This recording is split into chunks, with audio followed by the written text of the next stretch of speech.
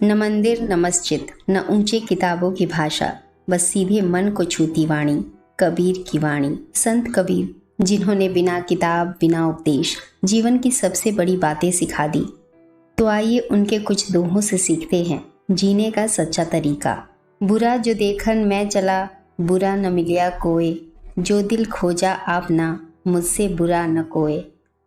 कबीर दास जी कह रहे हैं, जब मैं दूसरों में बुराई खोजने निकला तो कोई भी पूरी तरह बुरा नहीं मिला, लेकिन जैसे ही मैंने अपने भीतर झांक कर देखा तो पाया सबसे ज़्यादा कमी तो मुझ में ही है। ये बात सुनने में सरल लगती है, पर इसका मतलब बहुत गहरा है। अगर हम सच्चे मन से अपने अंदर झांकें तो हमें पता चलेगा कि तमाम कमियां हमारे अंदर है और हमें ही सुधार की बहुत ज़रूरत है। पर आज तो उल्टी ही गंगा बह रही है, सब दूसरों की ही गलतियां ढूंढने में लगे पड़े हैं।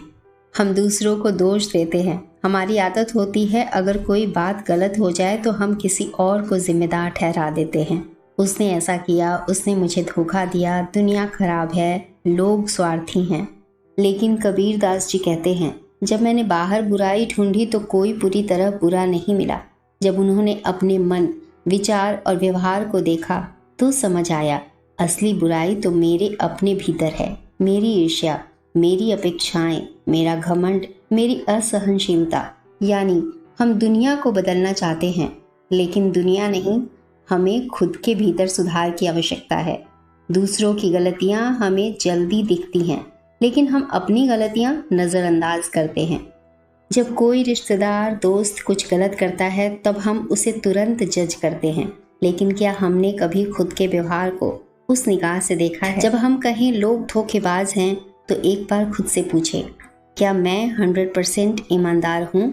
जब हम ये सवाल ईमानदारी से खुद से पूछते हैं तो पता चलता है सबसे ज़रूरी सुधार अपने ही भीतर है। अगर आप खुद को बेहतर बना लेते हैं तो कोई आपको रोक नहीं सकता, और जैसे जैसे हम खुद को बेहतर बनाते हैं वैसे वैसे दुनिया भी बेहतर लगने लगती है। कबीर दास जी का दूसरा दोहा है, चिंता ऐसी डाकिनी काट कलेजा खाए, वैद बेचारा क्या करे कहाँ तक दवा लगाए। कबीर दास जी कहते हैं कि चिंता एक डाकिनी यानी बुरी शक्ति की तरह होती है, जो मनुष्य के हृदय को चीर कर खा जाती है। जिस तरह कोई बीमारी शरीर को धीरे धीरे खा जाती है, वैसे ही चिंता हमारी मानसिक शांति, आत्मविश्वास और ऊर्जा को निगल जाती है। चिंता व्यर्थ है। आप चिंता पालोगे अपने अंदर, वो सब व्यर्थ है, क्योंकि अतीत में आपने जितनी भी चिंताएं करी वो सारी की सारी समय खा गया, और बाद में पता चलता है कि जितनी भी चिंताएं हमने की थी उनमें से अधिकांश चिंताएं तो व्यर्थ ही थी। दूसरी बात, चिंता करने से भी क्या हो रहा है? क्या आपके चिंता करने से कुछ बदल जाता है? जो होना होता है वो तो होकर ही रहता है। चिंता से कभी कोई समाधान नहीं निकलता। जो हो गया उसे स्वीकार करें और जो कर सकते हैं उस पर ध्यान लगाएं।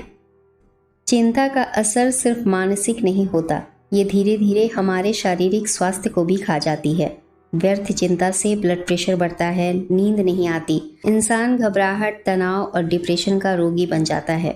इसलिए चिंता छोड़कर समाधान की दिशा में विचार और कर्म करना ही सही दवा है।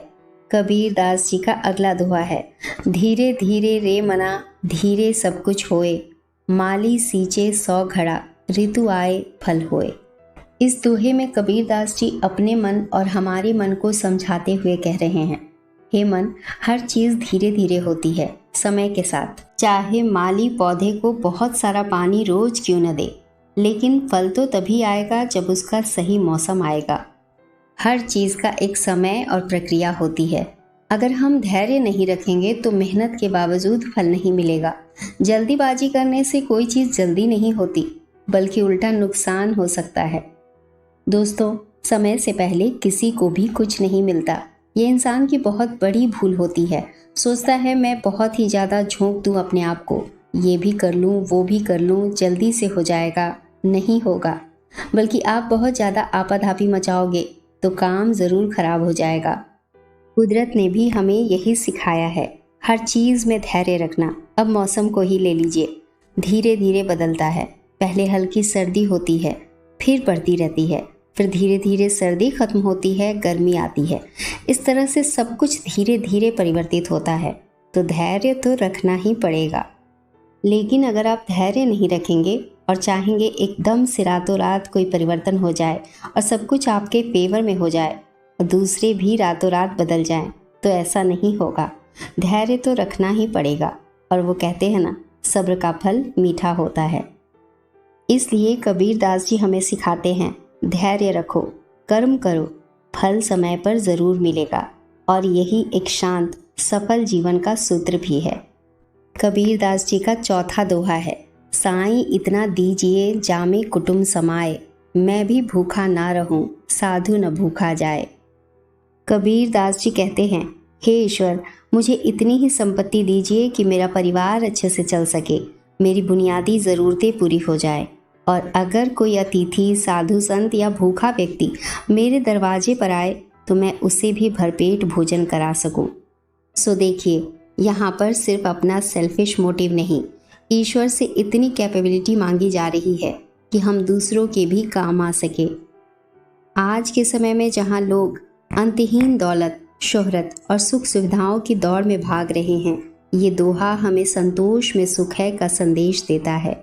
और जो कम में खुश रहना जानता है वही सच्चा अमीर है। कबीर दास जी ने इस दोहे के माध्यम से हमें ये सीख दी है कि ईश्वर से कभी अंधी इच्छाएं न मांगे, बल्कि मांगें कि हे प्रभु, मुझे इतना दो कि मैं खुद भी ठीक रहूं और किसी को देने लायक भी बनूं। हमें ऐसा जीवन जीना है जहां हम खुद भी भूखे ना रहें और दूसरों की भूख भी मिटा सके, चाहे वो भोजन की भूख हो, सहारे की या प्रेम की। कबीर दास जी का अगला दोहा है, ऐसी वाणी बोलिए मन का आपा खोए, औरन को शीतल करे आपहु शीतल होए। कबीर दास जी कहते हैं, हमें ऐसी वाणी बोलनी चाहिए जो अहंकार से रहित हो, जिसे सुनकर दूसरों को सुकून मिले और हम खुद भी उस विनम्रता को महसूस करें। जब हम प्रेम, विनम्रता और समझदारी से बोलते हैं तो दूसरों का मन भी शांत होता है। और जब हम गुस्से और घमंड से बोलते हैं तो सामने वाले का ही नहीं, हमारा खुद का मन भी अशांत हो जाता है। क्योंकि अब ये तो नहीं हो सकता ना कि मैं अपने हाथ कीचड़ से भर लूँ और आपकी ओर फेंकूँ, तो बस मेरे हाथ में कुछ न लगा रहे और आप कीचड़ से भर जाए। ऐसा नहीं होगा ना। जाहिर है, अगर मैं आपकी तरफ कीचड़ उछालूं तो कीचड़ मेरे हाथों में भी लगेगा। इसी तरह अगर मैं आपकी तरफ फूल उछालूं तो उसकी सुगंध मेरे हाथों में ही रह जाएगी। इसलिए हमें ऐसी वाणी बोलनी चाहिए जो दूसरों को सुकून दे, और इससे हमारा भी फायदा होगा, क्योंकि जो कुछ हम बोलते हैं वो सबसे पहले हम सुनते भी हैं। वैसे भी देखा जाए तो मानव शरीर से केवल शब्द ही हैं जिसमें खुशबू हो सकती है जो निकलते हैं। जैसे देखिए, हमारे शरीर से पसीना, मलमूत्र निकलता है, सब में दुर्गंध होती है, कितनी बदबू होती है। इन सब में सिर्फ हमारे अंदर शब्द ही हैं जिसमें खुशबू हो सकती है। इसलिए आपके शब्द ऐसे होने चाहिए जो दूसरों के घाव पर मरहम लगा दे। ताना, व्यंग, गुस्सा ये दिलों को तोड़ते हैं। बोलने का उद्देश्य ये होना चाहिए कि सामने वाले का मन हल्का हो जाए, न कि भारी। क्योंकि जब हम दूसरों को सुकून देते हैं तो वो ऊर्जा लौटकर हमें भी शांति देती है। याद रखिए, जो अपनी वाणी से दूसरों को सुकून पहुंचाए वो न सिर्फ समाज को जोड़ता है बल्कि खुद को भी शुद्ध करता है। दोस्तों, कबीर दास जी के द्वारा कहा गया कोई भी दोहा बहुत गहरा अर्थ रखता है। हमें इन्हें समझना चाहिए और अपने जीवन में उतारना चाहिए। इससे बड़ी संतुष्टि आएगी, चिंता आपसे दूर रहेगी। छोटी छोटी बातों पर आप जो तनाव ले लेते हैं, जीवन से उदासीन हो जाते हैं, ऐसी बहुत सी परेशानियां, कमियां अपने आप ही छूटती चली जाएंगी। फिर मिलेंगे दोस्तों अगली वीडियो में। तब तक के लिए नमस्कार।